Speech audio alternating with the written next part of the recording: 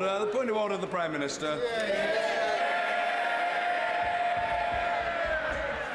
On a point of order, Mr. Speaker, a fortnight ago, this House clearly rejected the proposed withdrawal agreement and political declaration, with just 202 members voting in favour.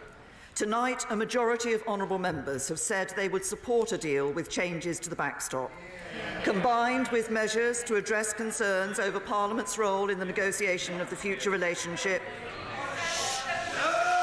and commitments on workers' rights in law where need be. It is now clear that there is a route that can secure a substantial and sustainable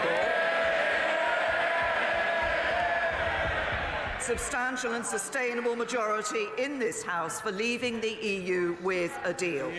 We will now take this mandate forward and seek to obtain legally binding changes to withdrawal agreement that deal with concerns on the backstop while guaranteeing no return to a hard border between Northern Ireland and Ireland. And my colleagues and I will talk to the EU about how we address the House's views. As I said this afternoon, there is limited appetite for such a change in the EU, and negotiating it will not be easy.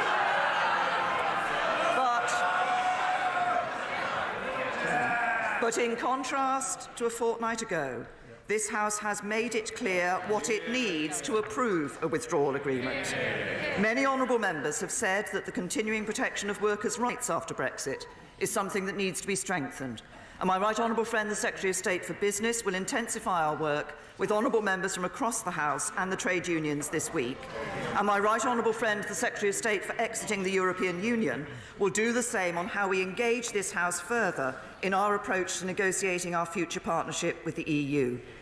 As well as making clear what changes it needs to approve the withdrawal agreement, the House has also reconfirmed its view that it does not want to leave the EU without a withdrawal agreement and future framework. I agree that we should not leave without a deal. However, simply opposing no deal is not enough to stop it. The government will now redouble its efforts to get a deal that this House can support.